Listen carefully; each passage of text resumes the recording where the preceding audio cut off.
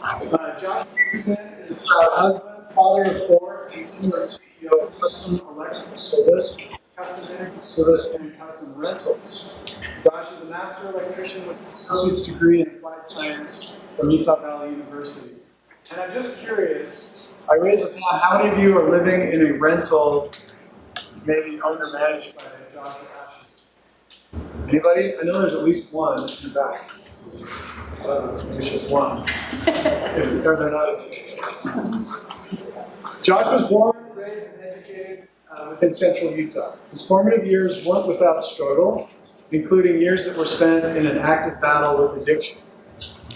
He's since been in recovery for numerous years and has learned many notable life lessons through that experience, including the belief in the golden rule. Treat others the way you want to be treated, and good things will follow. Josh strives to serve the community with integrity and with a growth mindset. He believes that if you are not growing physically, mentally, emotionally, spiritually, and financially, that you're done. Josh has owned Custom Electrical Service for over 10 years. He's grown the company from a team of just 3 employees to over 40. They have served over 4,000 customers throughout Utah. In 2020, he started a solar energy company called Custom Energy Service, and has grown it into a $4 million a year company in less than 1 year.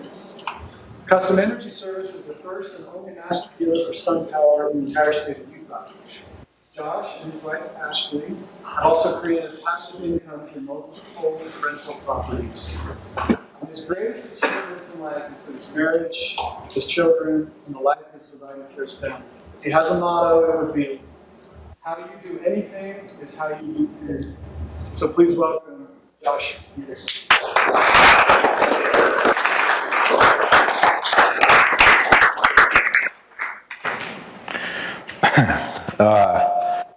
Right, so, what's up everybody? Can you hear me? It's gonna be weird. All right, I'm a little nervous. Just a second. Just a second. We good now?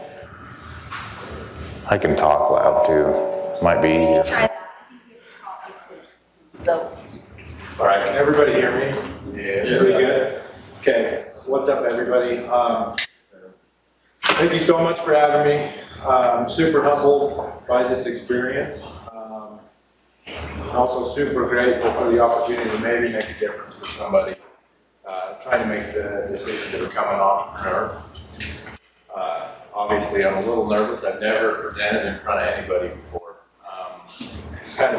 This is actually kind of a huge piece of being an entrepreneur.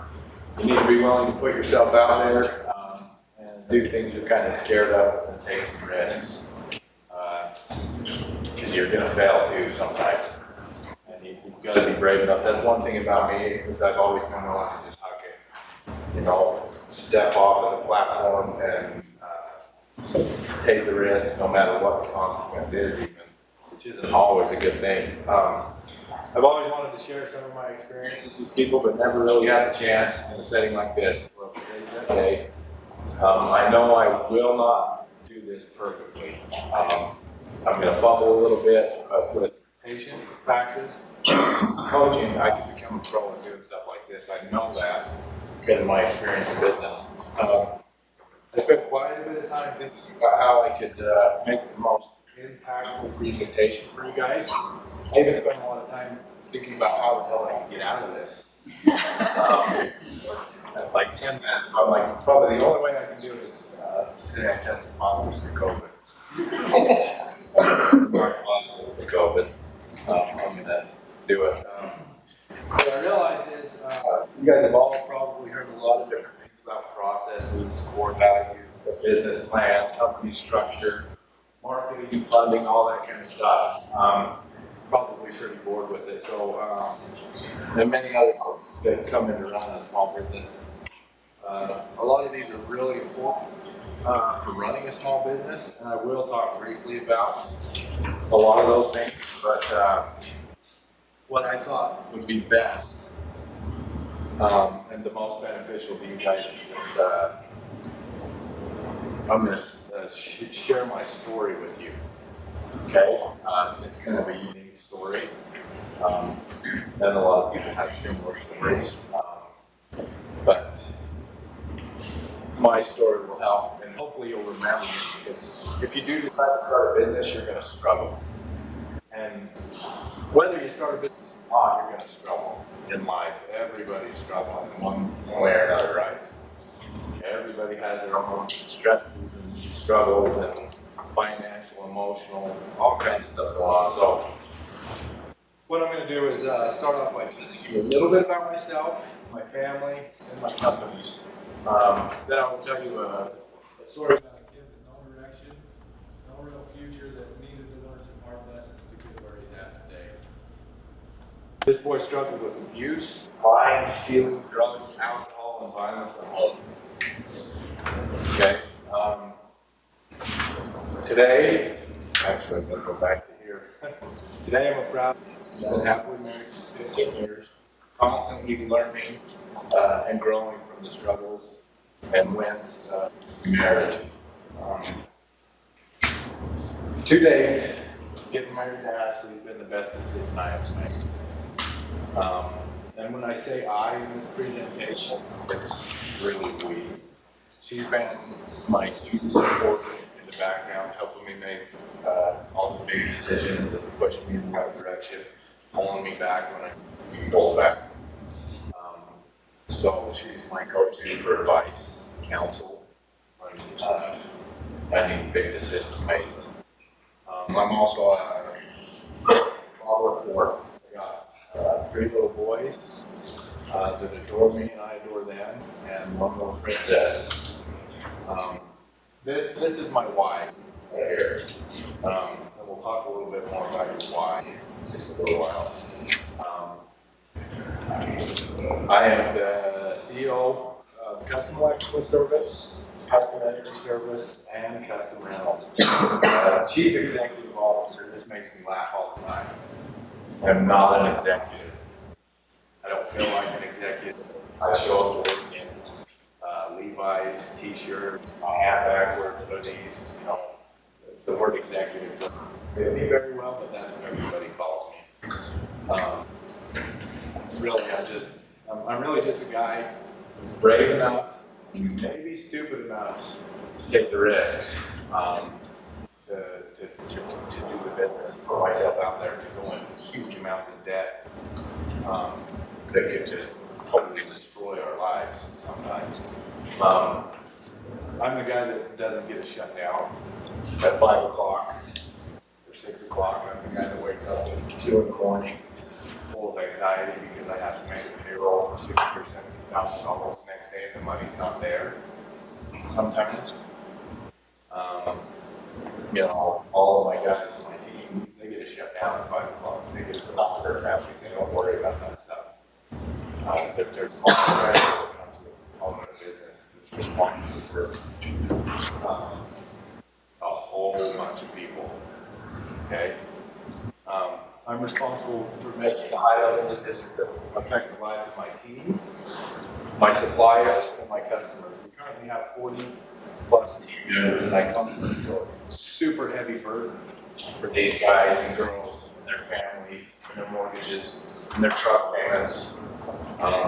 It puts a lot of pressure on a person, you know. So if you're thinking about becoming an entrepreneur and you don't do good being uncomfortable, and you're used to always having food in your fridge, always having money in the bank, always being able to, you know, rely on somebody else for that paycheck to come in, you might want to consider this, because it's not always that way, especially in the beginning. There's so much stress and pressure that comes from running a small business, especially with other people involved, because they're counting on you to be the person that makes the right decisions, and also be the person that recognizes when he doesn't make the right decisions, fix it as quick as you can. This is another one of my whys, and we're going to talk about that again in a bit. I 100% believe in the golden rule. This is how I ran the business right from the beginning. You got to treat your team, your suppliers, your customers, and your family the way you would want to be treated. Some people call this karma. I really think this is one of the biggest keys to my success. I honestly do it. It's pretty simple, right? You know, but this simple idea is having extremely high employee retention. I don't lose people that come to work for me. I don't lose customers that we go to work for. And it's just because of this. I treat my clients the way I would want to be treated if I were in their position. And I make sure my team and our guys treat our customers the way they would want to be treated. If we're wiring your house, we do it the way we would want our house wired. If we're working on a big building, we treat it the way we would want to be treated. I don't put anybody off, right? I have customers that are uber wealthy, and I charge that customer the exact same. I'm going to charge the lady living in the trailer court that can barely afford her rent. I don't charge based off of how big your house is. You know, I don't charge how little your house is. And I will give a deal or two to somebody that can't afford our work, but I never take advantage of a situation or a customer. That's the golden rule. No matter how much money I was making, I don't want to get ripped off because I have more money than you, right? Another thing that's really stuck with me is when I went to work for the company that I own now, the owner of the company just kept me down. He knew I wanted to be down here. You know, I was a journeyman electrician and he was paying me $15 an hour to do the same work that $25 or $30 an hour guy did. Pissed me off. That's always stuck with me. You know, and what I've recognized is a lot of the lessons I've learned aren't always good examples. You know, they're bad examples. So they've really been blessings to me in the future. You know, it was horrible, and now I won't do that. I start most off the one I was making when I was a journeyman electrician to try to help. If I make a mistake in business and life, I try to recognize it and fix it and own it as quick as I can. And I make a lot of mistakes. My guys make a lot of mistakes. I spend most of my time trying to deal with mistakes that have been made. Ultimately, what are mistakes with our guys or our jobs is it's not their fault, it's my fault. It's a lack of training, a lack of vision, a lack of process. You know, and I try to take a mistake and recognize it and use it as an opportunity to learn and hopefully not make the same mistake twice, right? I constantly strive with integrity, which is the same as the golden rule, kind of. I constantly have a growth mindset. And I totally believe this. If I'm not growing the company, if I'm not growing my bank account, if I'm not growing my team, I feel like I'm done. That's probably my biggest fear in this, is to not have growth happening. You know, when I bought the business in 2008, I bought it when construction stopped. And I had the opportunity to learn how to run a business in a bad economy. And that's a huge blessing to me right now. Right now, it's the exact opposite of that, right? Yeah, so the growth mindset, it probably doesn't actually stay correct. No matter how much money we get or how comfortable we get, I'm never satisfied. So it's a little frustrating for her. I know that. You know, but I think honestly, I'm a little addicted to stress. That's my go-to now. And when I tell you this story, it probably makes sense to you. My personality will make sense to you. I've owned custom electrical service for over 10 years. Like you said, I've grown up to from 3. There was 2 or 3 I was right at the beginning when I bought it. We've constantly been growing both the team and the financial, the gross amount of work we do. done tons of work for the college. I worked in this building. I did the athletic center, the greenhouse. I've done all of the high voltage utilities on the campus. I've done all of the new buildings at Wasatch Academy with custom electric has 4 divisions. We do industrial control, which is like sewer and water and pumps, like Eaton City. We did the system that controls all the water. You guys know we do a lot of that. We do banks, colleges, schools, stuff like that. My residential division does a lot of houses. You know, I think I have about 45 houses going right now in different stages, from rough in to trim out, do remodel work. A lot of cool houses in central Utah, Utah County, some solar. We also do service work for residential, anywhere from light switches to cutting the cans to whatever you need to do. You need to add a car to your house. You need to upgrade your service.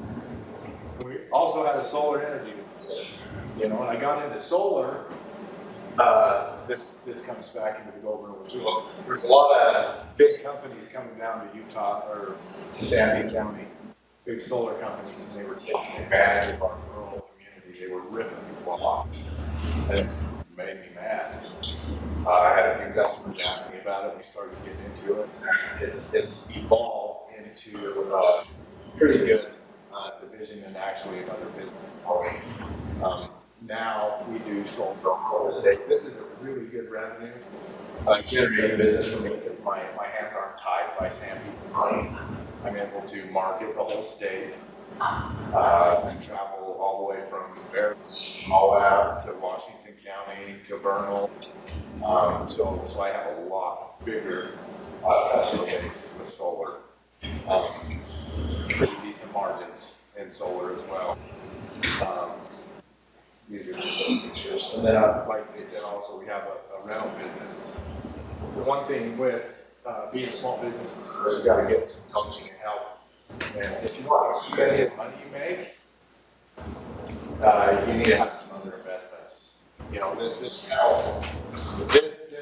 housing is just across the street. It's 12 houses, 12 mini houses that we married couples or professors and stuff here.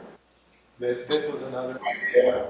When we were first married, we couldn't find anywhere decent to rent in Santa Fe, or even just gas basement. Just tracks and stuff. We had this idea, and it's been a huge blessing to us. So we ended up developing this, and we bought some other houses and properties and stuff like that. This is a huge and very beneficial way to keep some of the money. You can appreciate the property. You can do capital improvements to these types of things and spend them off.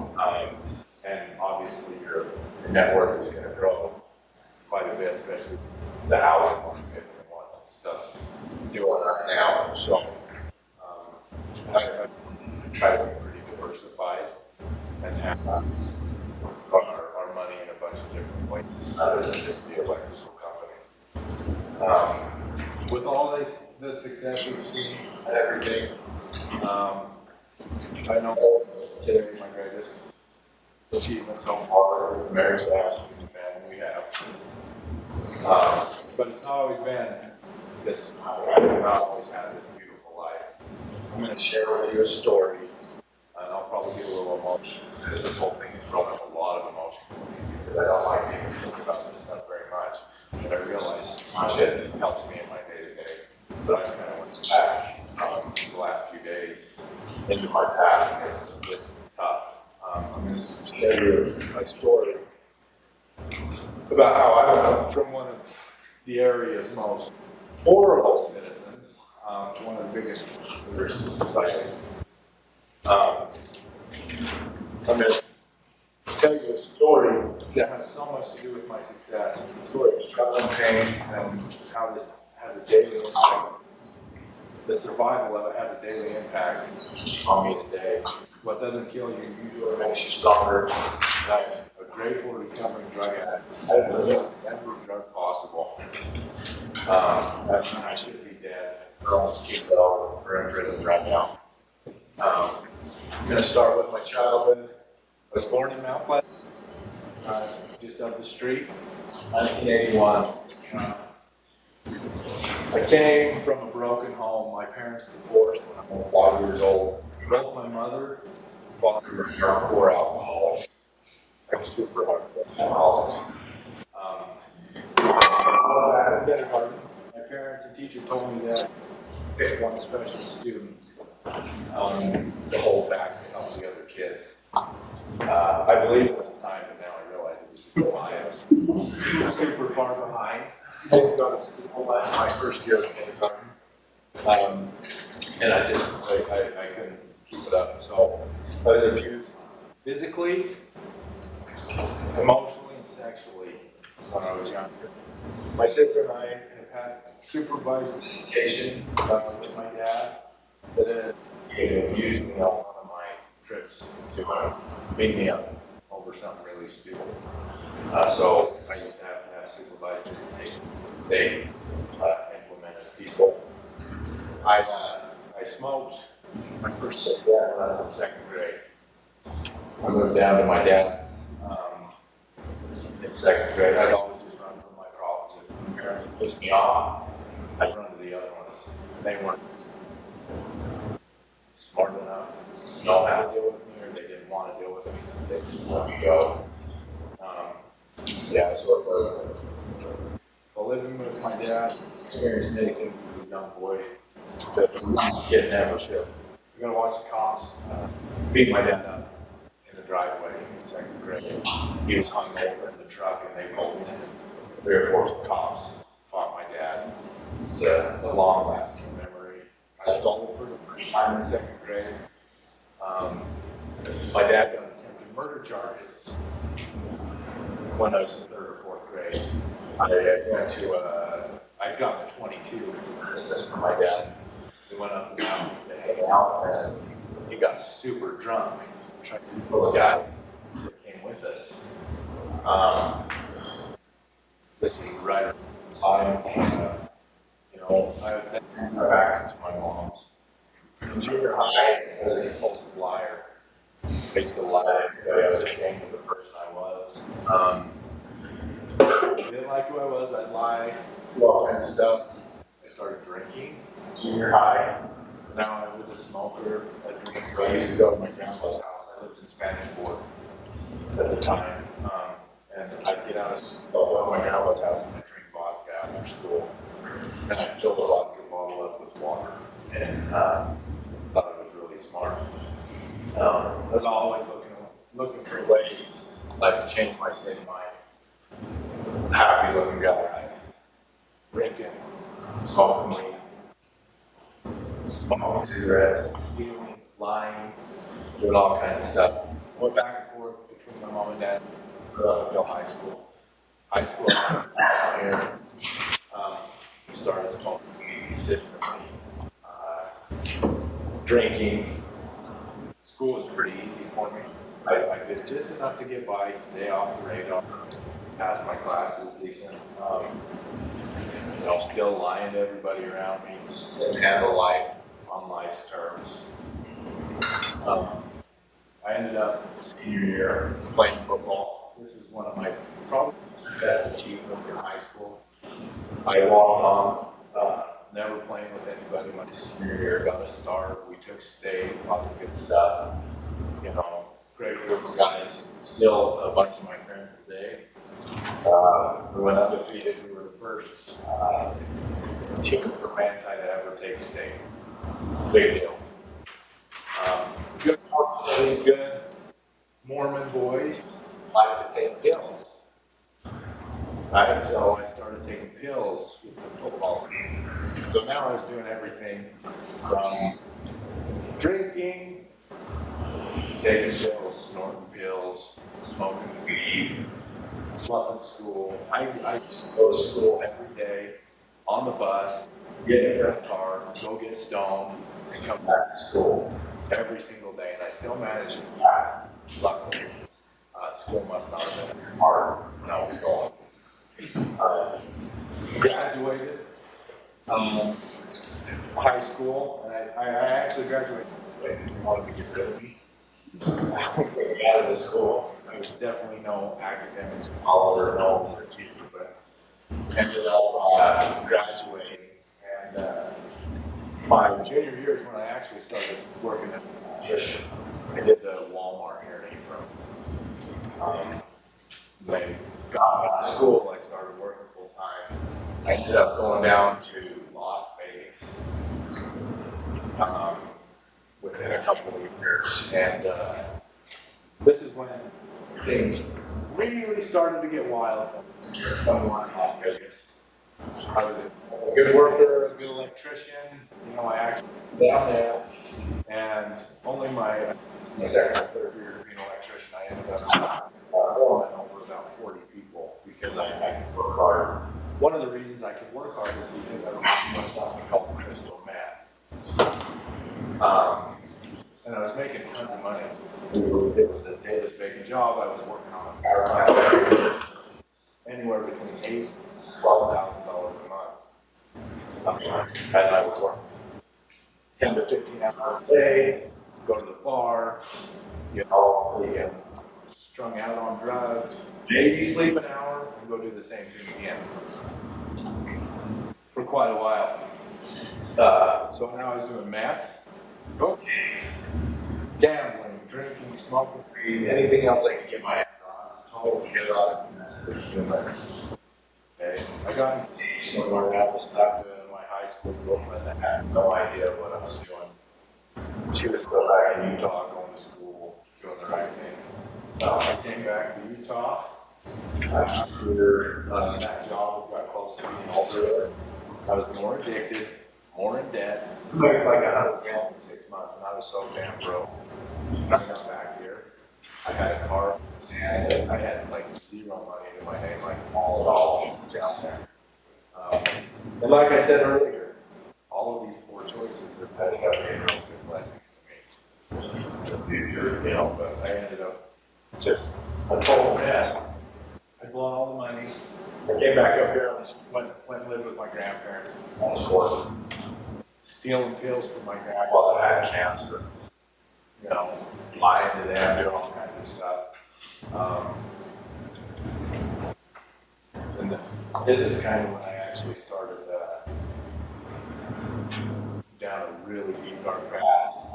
I ended up breaking up with a fiance. She found out what was going on, and she got as far away from me as possible. Right? Then I really went down that doing heroin. Just smoking it, snorting it, and that kind of stuff. I ended up in a treatment center when I was 22 years old. I went into that treatment center for 90 days and came out of it $20 in debt. And in that treatment center, I learned how to shoot up. I was high again before I made it from Salt Lake to Utah County, shooting up heroin out of a 90-day treatment center. I was now an intermediate drug user. Freaking awesome, right? I obviously really hadn't felt enough pain to start making the right choices in my life. I was living in a relative's house. I moved back down here. I was living in a relative's house. They lived in another state. I was basically squatting. I knew how to steal the power, so I stole the electricity. I cut the bulb off the water meter. I was doing all that kind of stuff.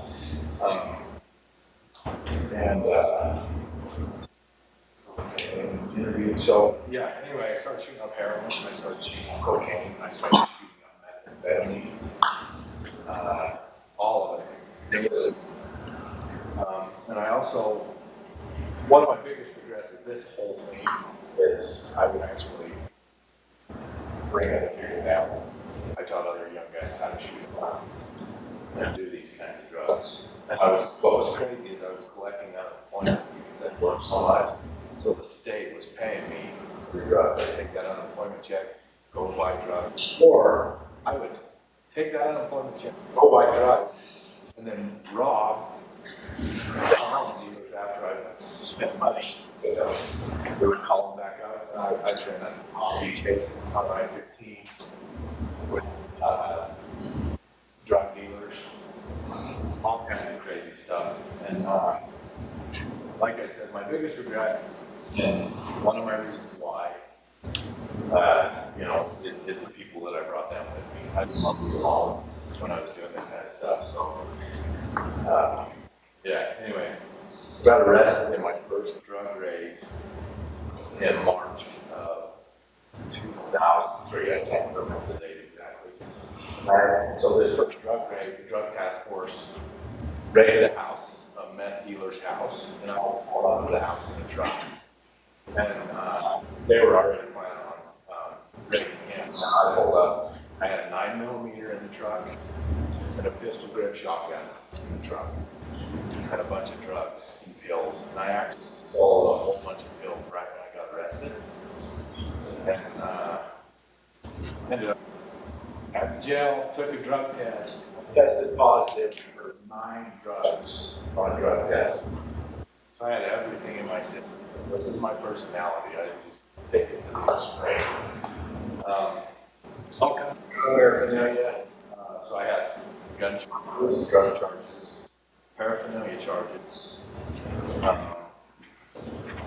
all that good stuff. My dad came to court with me, kind of pled poverty, said we couldn't afford an attorney, and they let me back out. On OR, I was high again before I made it from high to Ephraim. Had a friend come pick me up from jail. Still haven't felt enough pain. My second arrest was a lot crazier story. This is me after that second arrest. This makes me nauseous, right? In this picture, I'm 120 pounds. I'm 225 pounds right now. This is a big turning point in my life. I don't even want to look at that. It makes me nauseous. I've never shared this story with my kids yet. Not very many people ever see this about me. My second is a much crazier story. It still seems like a crazy nightmare that couldn't have been really happened to me. One night, a couple kids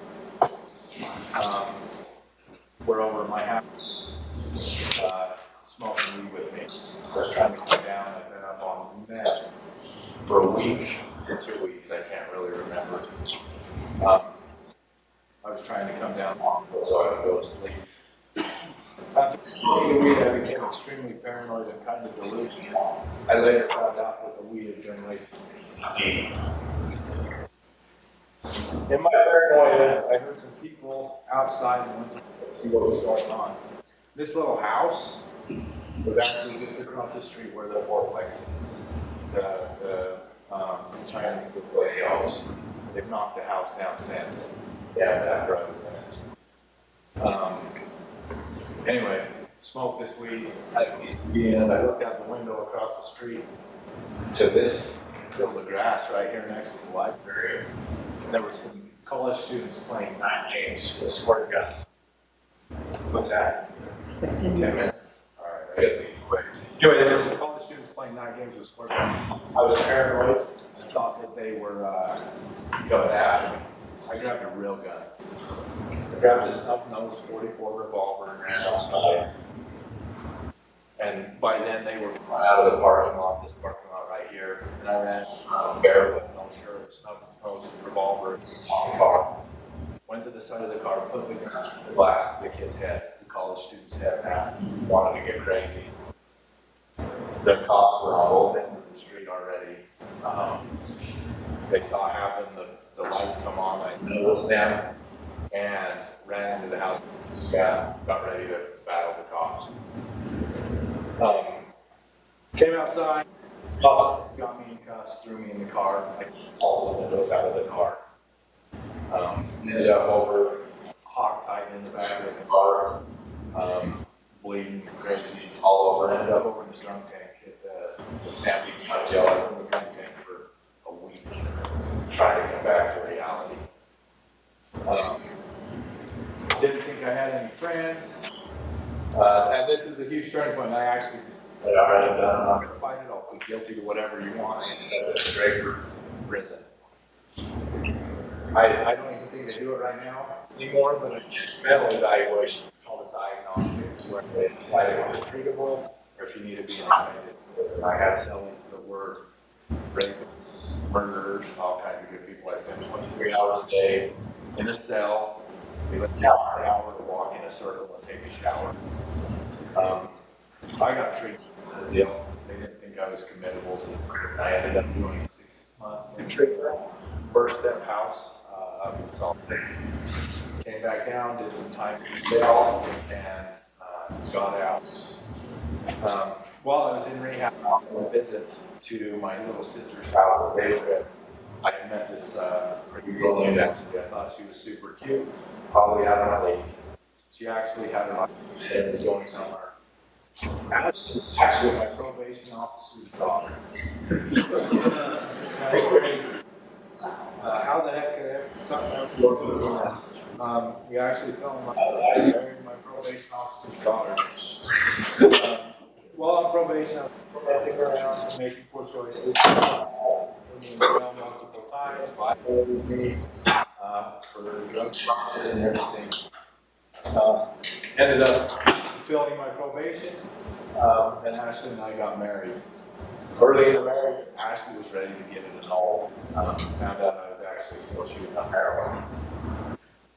And this is where I had a choice. She basically gave me an ultimatum, pull my freaking head out, and be who I was be, or the other one, and she'd leave me, you know.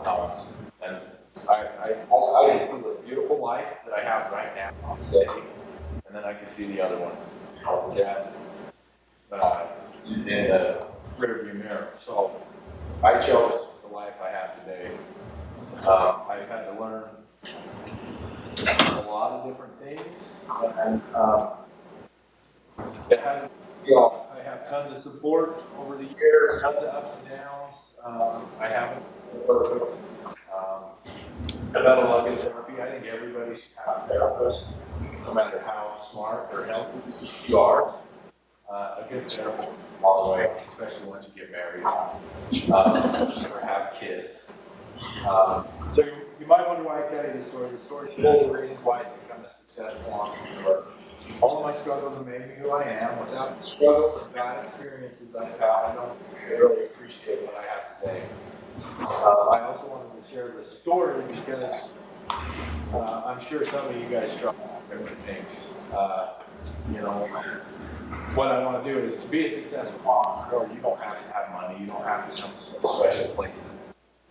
You know, if I can do it, anybody can become successful at stuff.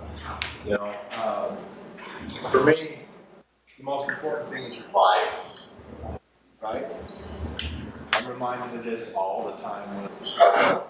It's my wife, for my team, for my kids, right? I want to give up sometimes. I'm so burned out with this kind of stuff. But I know the process of giving up, you know, these guys that count on me for their paychecks and their payroll. The biggest things in business for me is understanding and knowing my why. My family, I can't count how many times that this has brought me out of a funk, right? Or pushed me through a project, or forced me to do better.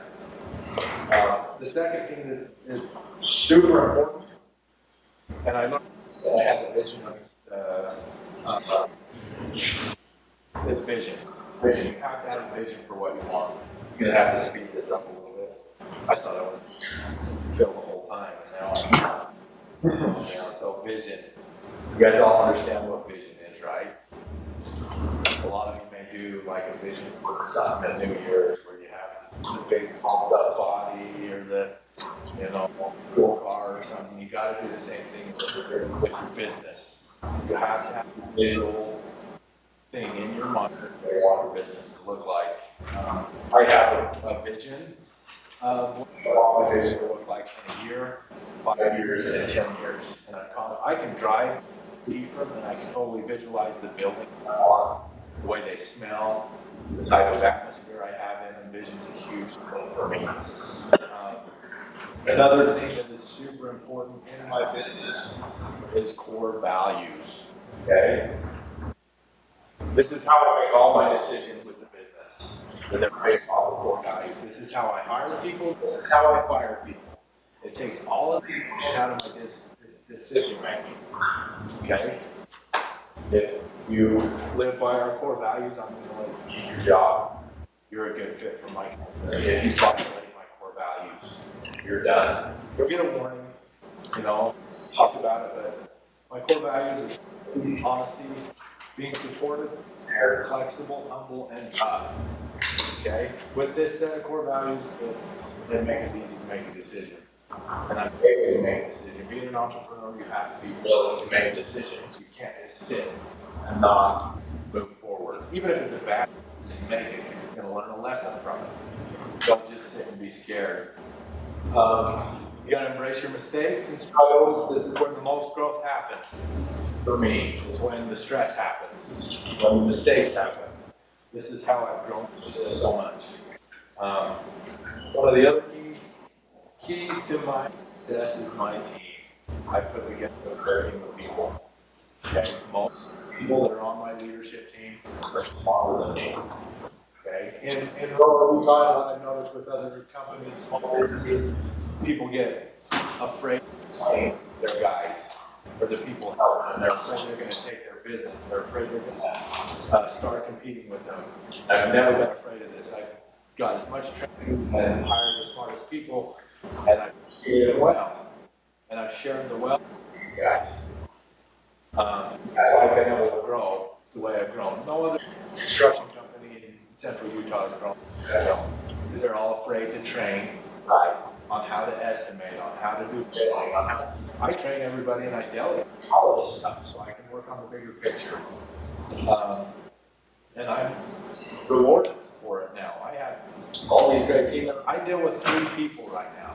I have 40 people working for me and I only deal with 3. And they deal with all of the stress and BS that comes from running this business. You know, so team is super huge. And if you do hire a team and you get people working for you, don't expect them to be perfect for you. Okay? That's probably one of the biggest things I struggle with is when I put somebody in a position and they do something different than the way I would do it. I have to take a step back, like an eagle-eyed perspective, and I got to let them learn and do it their way. And eventually, it all works out, but it's really hard because it's not perfect. You know, and the other thing is culture. If there's not good culture in your company, if you got a bad apple that comes into your company, even if they're the smartest person and you think they're the best fit, but they don't fit in with the guys or girls, you got to get rid of them. Or you'll get ruined. You can be brought down by one bad apple in your company. I promise. It almost happens to mine. You'll also have to have high levels of stress, right? And you got to figure out a good, healthy way to handle high levels of stress. You don't want to be doing coke, meth, heroin, alcohol, porn, all these kinds of things. You need to figure out ways to deal with stress. And they don't teach you that kind of stuff. So the ways I deal with stress right now is meditate. If you guys don't know how to meditate, you should look it up and learn how to meditate, especially in school. I also do 3 to 5 times a week we try to exercise. And my crazy ass likes to jump in ice baths for 10 to 20 minutes. If I'm really tripping and not having a good time or just getting way far out there, I'll actually jump in an ice bath. And it brings you right back. Actually, kind of want to wrap it up so some of the students would like to get other. Okay. Just high stress. Yeah, it's hard work. You got to put in. Guys, this stuff doesn't come easy. You got to push and do the work and be consistent with hard work. So, that's all. All right. Thank you so much.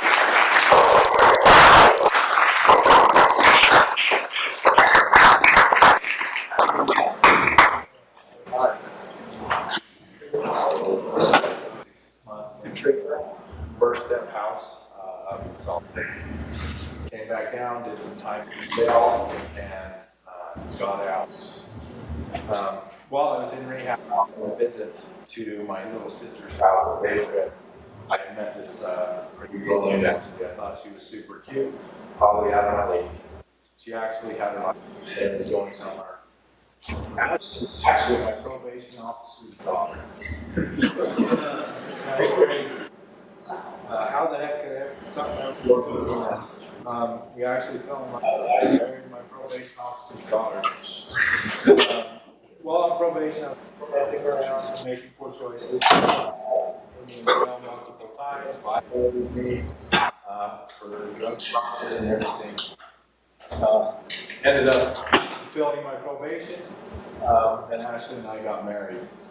Early in the marriage, Ashley was ready to get it annulled. Found out I was actually still shooting up heroin. And this is where I had a choice. She basically gave me an ultimatum: pull my freaking head out and be who I was be, or the other one, and she'd leave me. You know, and I can see this beautiful life that I have right now today, and then I can see the other one, death, in the rearview mirror. So I chose the life I have today. I've had to learn a lot of different things, and it hasn't been a skill. I have tons of support over the years, tons of ups and downs. I haven't been perfect. I've had a lot of good therapy. I think everybody should have a therapist, no matter how smart or healthy you are. A good therapist is a long way, especially once you get married or have kids. So you might wonder why I tell you this story. The story's full of reasons why I've become a successful entrepreneur. All of my struggles have made me who I am. Without the struggles and bad experiences I've had, I don't really appreciate what I have today. I also wanted to share the story because I'm sure some of you guys struggle with different things. You know, what I want to do is to be a successful entrepreneur. You don't have to have money. You don't have to come to special places.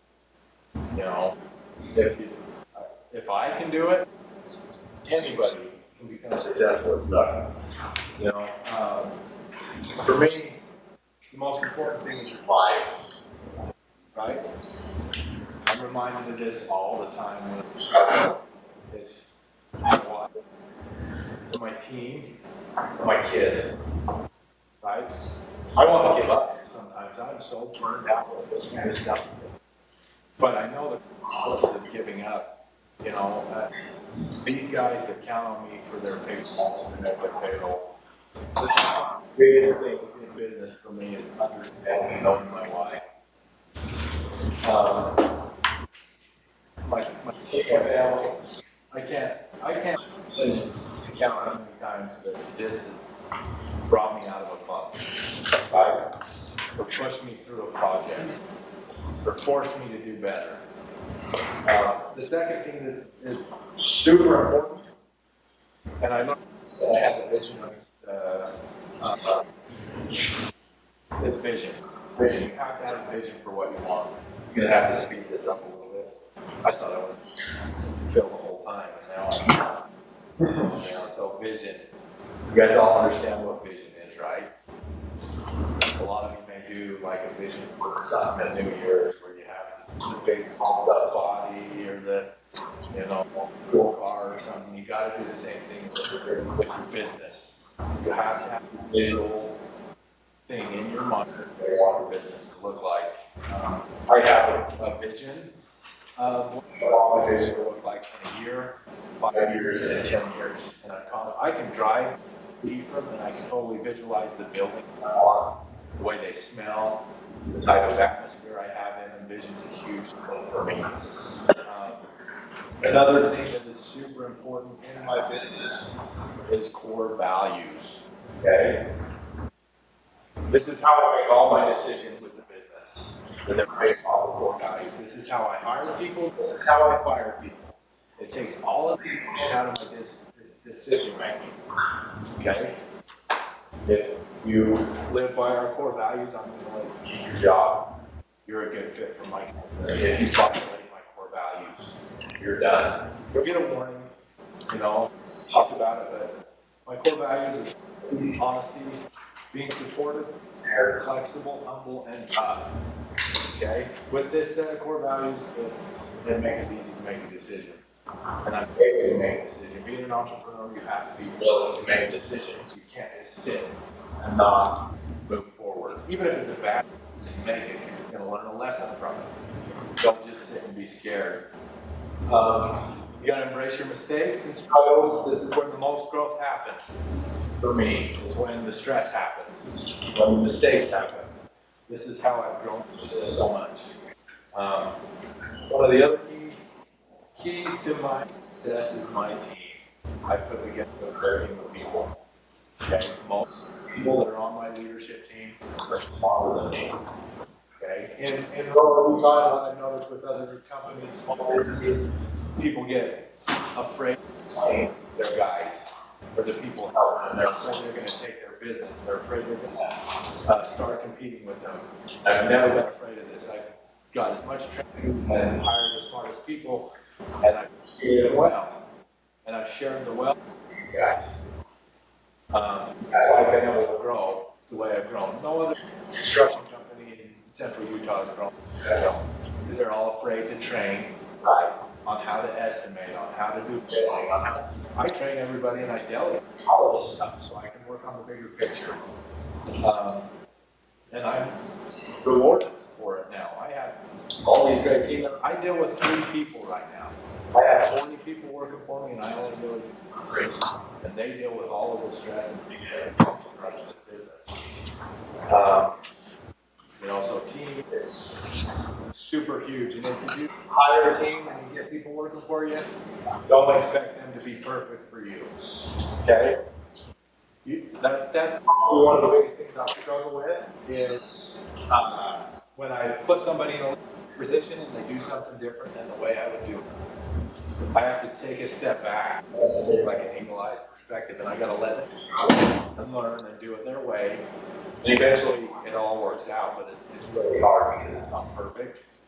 You know, and the other thing is culture. If there's not good culture in your company, if you got a bad apple that comes into your company, even if they're the smartest person and you think they're the best fit, but they don't fit in with the guys or girls, you got to get rid of them. Or you'll get ruined. You can be brought down by one bad apple in your company. I promise. It almost happens to mine. You'll also have to have high levels of stress, right? And you got to figure out a good, healthy way to handle high levels of stress. You don't want to be doing coke, meth, heroin, alcohol, porn, all these kinds of things. You need to figure out ways to deal with stress. And they don't teach you that kind of stuff. So the ways I deal with stress right now is meditate. If you guys don't know how to meditate, you should look it up and learn how to meditate, especially through school. I also do 3 to 5 times a week we try to exercise.